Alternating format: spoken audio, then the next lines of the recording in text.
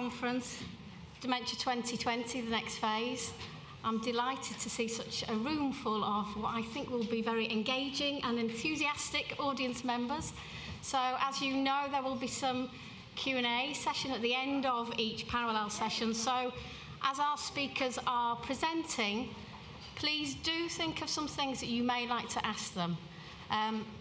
My name's Rachel Thompson. I'm the Professional and Practice Development Lead for Admiral Nursing with Dementia UK. And we have got a fantastic lineup of speakers, both this morning and this afternoon. Before we start, just some very practical things.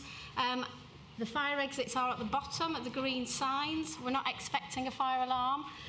Can I just remind everybody about their phones? I know it's one of those things that we always forget.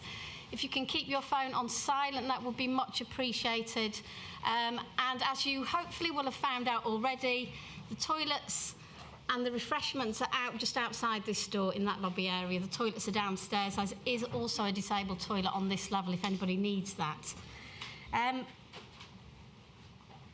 The topic of today's event is about dementia and what's going to happen next. I was doing a few reflections before when I was preparing for this event, and I was thinking really over the last 15, 20 years, we have seen significant changes. We had the National Dementia Strategy in 2009. That was followed by the Prime Minister's Challenge on Dementia in 2012, which led to 2015, but then got extended to 2020, and I gather is going to be extended again in line with other policy documents to 2025. So perhaps shifting goalposts, but I think it's really important today that we learn as much as we can about what's happened already. We reflect on what has been achieved, but we also think about what happens next. We have seen significant changes, certainly in my view, around perception, about the importance of diagnosis, about attention to research, general awareness and understanding of dementia, the increased value that's placed on living well with dementia, but also dying well with dementia. We've got the dementia statements, which clearly put the rights of people with dementia and their families up on a high level. But we still know there's lots to be done around post-diagnostic support. Today, as you will see, we hear from a range of speakers about what's been achieved, but what still needs to happen. But my point really is this: if we truly want to understand how we improve care for everyone, we need to listen and include those people who are directly affected. So people living with dementia and their families and supporters. At Dementia UK, we've recently set up an advisory panel which includes people living with dementia and family carers, and supported by TIDE and LEAP. And DEEP. So too many acronyms. So LEAP is the acronym. It's the Lived Experience Advisory Panel. For those of you who don't know, TIDE is Together in Dementia Every Day, and DEEP is the Dementia Engagement and Empowerment Project. Really important organisations. In order to hear the views of people with dementia, I'm really delighted to invite one of our co-chairs of our panel, George Ruck, who's going to share some of his views on what's happened and what needs to happen now. Thank you.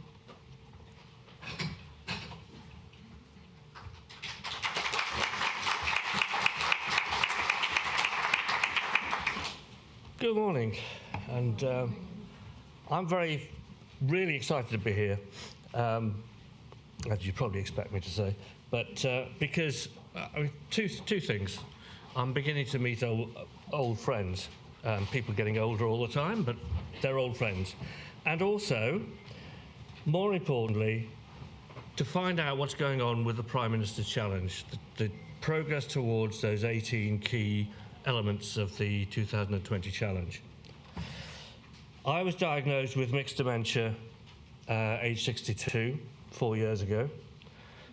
Since then, I've written and spoken about my experiences at diagnosis and afterwards.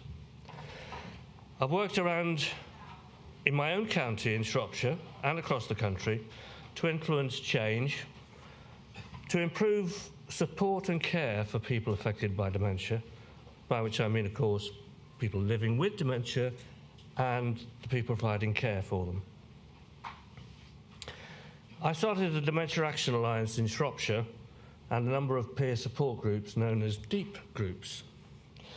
And I co-chair the Dementia UK group of people with lived experience of dementia and caring, known as LEAP, which is a fantastic initiative, almost a leap in the dark, by Dementia UK to actually set up something to actually really talk face-to-face to people and find out what they think of the services and what should be offered. 2 years ago, I played a big part in co-producing the new model of dementia care and support in Shropshire. And I don't say this to boast, simply to tell you that there are a lot of people like me around the country working hard voluntarily to improve how we are supported to live as we choose, living well, if you like, with dementia. So today I want to hear that things are improving.